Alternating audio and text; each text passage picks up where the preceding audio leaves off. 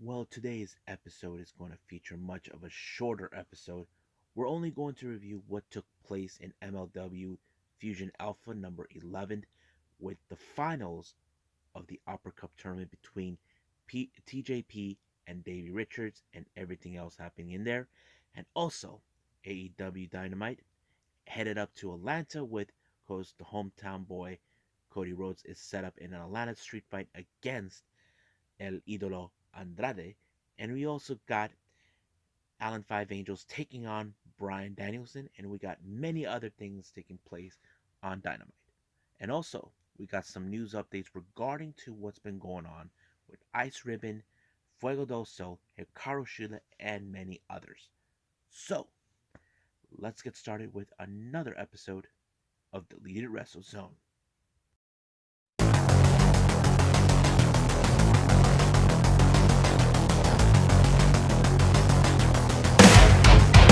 Are you ready? Get up, get up! Get up, get up! Get up, get up! Get up, get up! Get up, get up! Get up, get up!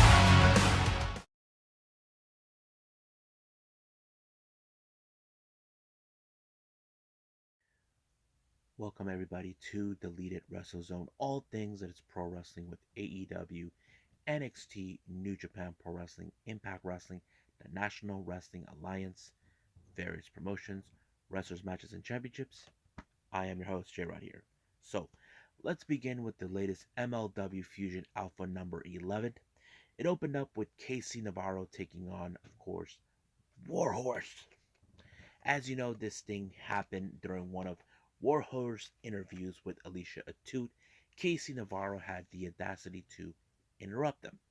So this match was set, and I think this is more of an implication in this match where one or way or the other, one of these two will challenge Tajiri for the MLW World Middleweight title, which currently is in Japan.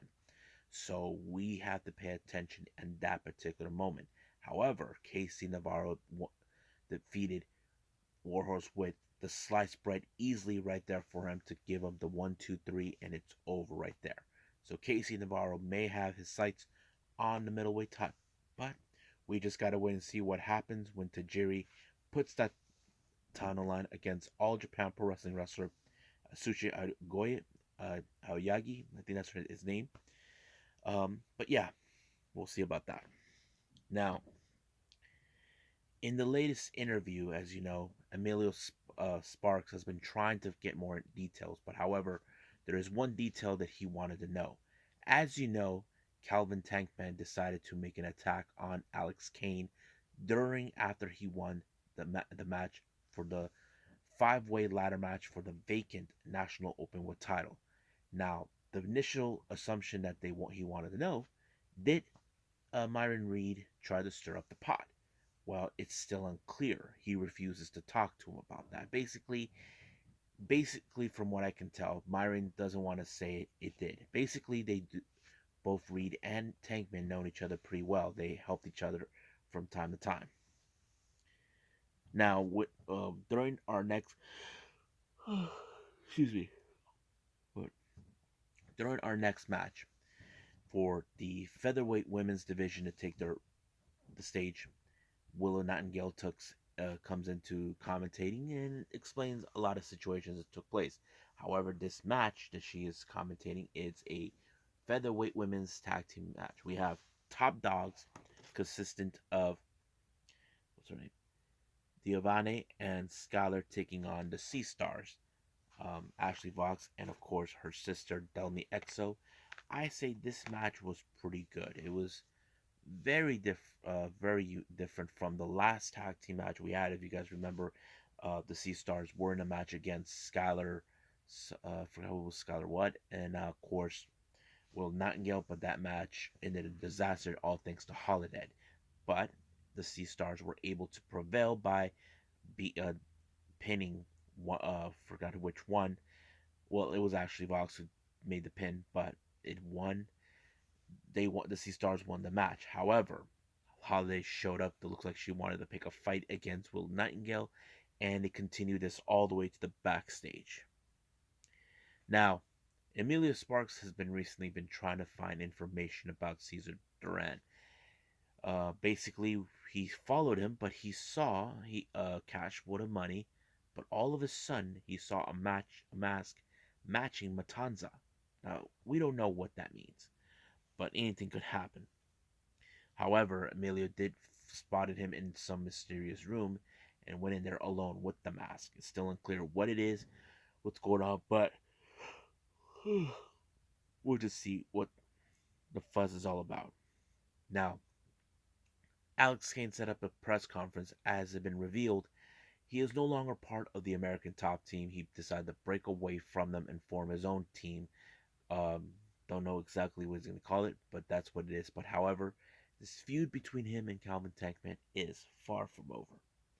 Now, our next match, we have the finals of the Opera Cup tournament. We got TJP and Davey Richards. Now, TJP has been trying to cut corners and cheat his way through by applying ways to win by using the ropes when the referee is not looking. But I think Davey Richards proved no matter what TJP thinks, he will always prevail, and he is considered one of the best wrestlers in the world. And he put TJP in a leg lock submission and forced him to tap out, and that's pretty good. And he became this year's Opera Cup winner, and I'm very happy that he actually won it. I think many fans probably felt after he's been gone for 7 years, I think he deserved it more. But yeah. So right now, let's move on with AEW Dynamite.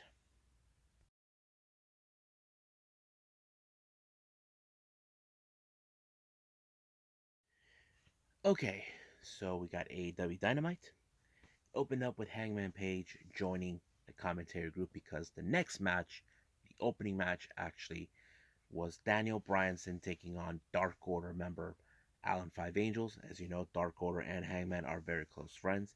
I have to say, Alan did put Five actually did put up a good match, against Daniel Bryanson. But however, you know how Daniel Bryanson is, he's there to beat the shit out of anybody that stands in his way, and that includes the Dark Order. But however, when he put Alan Five Angels in a leg lock, uh, Alan had no other choice but to tap out. But Danielson refuses to let him go until once again Hangman wanted to get in his face, but he was told he's not allowed to touch Daniel Bryanson. But it was told in their next upcoming show at Long Island, he will face a hometown hero, and that person is John Silver. And of course, Silver wanted to get his hands on Daniel Bryanson for what he just did, and of course, things are still escalating. But we will see that match between both Bryan Danielson and Hangman Page, I think, in winter coming.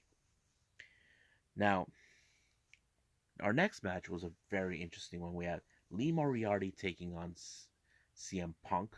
However, MJF shows up, tries to badmouth CM Punk in every aspect. But however, CM Punk did put Lee Moriarty go to sleep. But I had to say it was one of the best matches. But once again, as soon as the match was over, thanks to CM Punk's go to sleep, MJF decides to start a little, microphone talk, you know, battle. And of course, when Punk was trying to get his hands on MJF, Warlow shows up out of the blue, but well, we'll see what happens then.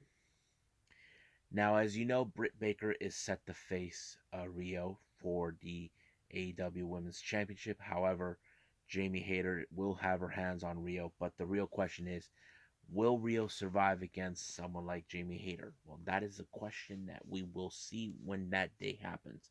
So I'm looking forward to it. Now, Adam Cole, we were supposed to have him in commentary, but he was being scouted out by the one person he believes that he's a joke, that he shouldn't be in wrestling, and that is Orange Cassidy. So they basically were having a little fun until the Bucks showed up, and then later they tried to take him out. However, Chuck Taylor and Wheeler Yuta showed up, the helping hand. So basically, now the Bucks are not medically cleared to wrestle, but they did what they were supposed to do. Now, Tony set up a video package saying that he is looking forward to dethroning Sammy Guevara. He thinks that Sammy doesn't deserve to be the TNT champion. He believes that he will be the rightful owner of that title. But we will see on Rampage if that's true or not. Because Sammy Guevara is considered the Spanish God, and we will see what happens then.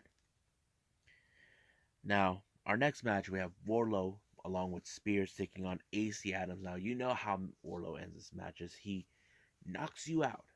And as soon as the match is over, once again, the antics of Spears has it right there. Basically, I don't know what's his deal.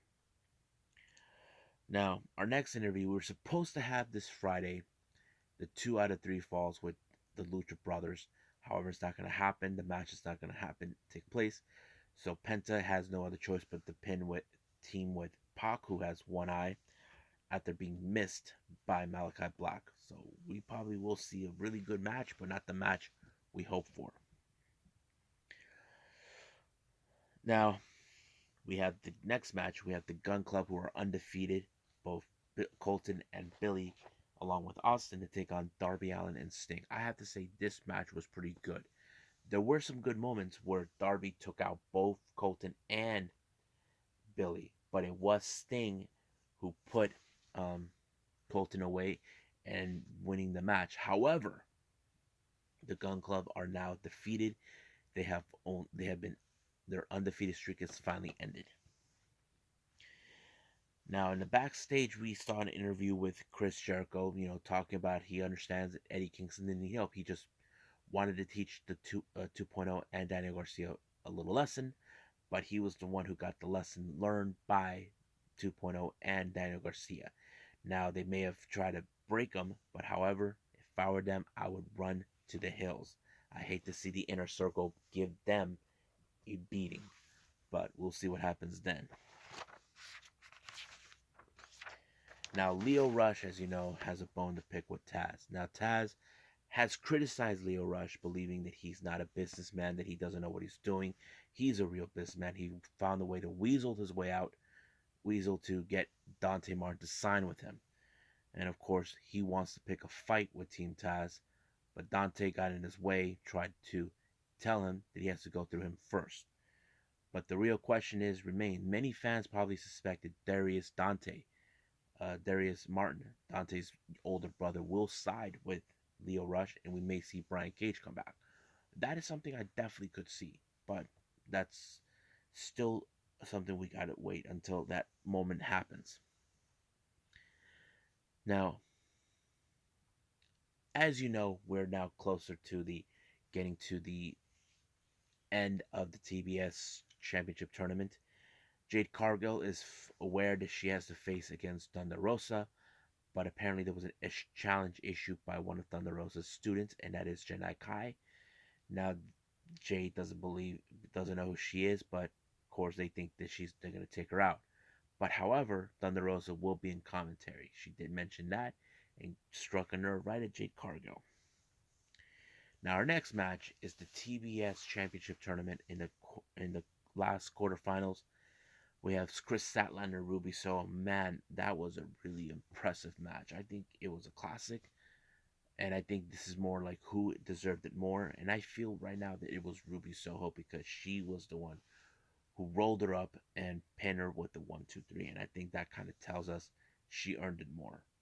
But however, she knows now she has to face Nyla Rose, but Nyla Rose decided to pay a little visit to her. So that kind of tells us she is ready to take this to the next level.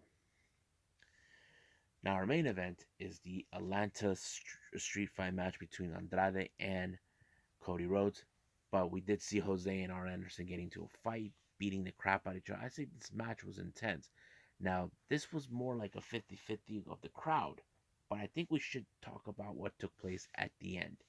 We saw the table was already set, but Brandy Rhodes showed up. We haven't seen her for quite some time, but she showed up and lit the table on fire. I don't think we expected it, but it was great, you know. But it did allow for Cody to win the match, and that kind of shows us we don't need to see him as a heel. We could see him as a tweener or whatever the case is, but we'll see what that day happens. I think I enjoyed this match as well. It was pretty good. I think I love it. So right now, let's move on with some news updates.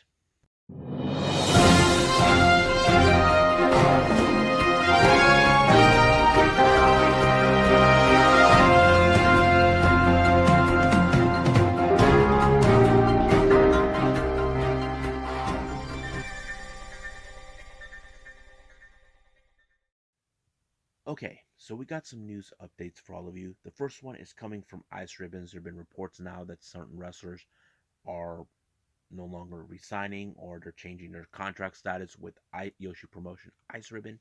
This is their official statement, they said, and it was all translated in English. Riza Sarah, Kurumi Iragi, currently on leave, Mochi Miyagi, Akane Fujita, Zuzu Suzuki will be leaving Ice Ribbon on December 31st, 2021. They will continue to work as freelancers, focus on deathmatch and hardcore matches. However, the participating in Ice Ribbon matches could still be a possibility in the future. They have felt saddened regarding leaving the promotion. However, they would like to work in an environment where they are able to challenge themselves in the kind of wrestling work that are passionate about. Maya Yukihi has changed her contract from roster member to freelancer starting from 2022. She will be participating in live streaming matches as a freelancer. On another note, Tekla has requested a release from her contract as she left the promotion last November. She will be has a remaining match against Maika Ozaki in the Wrestle Arena tournament. As the result, Maika Ozaki be will by default win declared the winner of the block. Um, Kuri, who is currently on leave, expresses no intentions to return, therefore will be retiring. Now, some of these wrestlers that they mentioned from who were in Ice Ribbon, they were involved in hardcore death matches. Um, don't know if they will be participating either on Pro Wrestling Freedoms or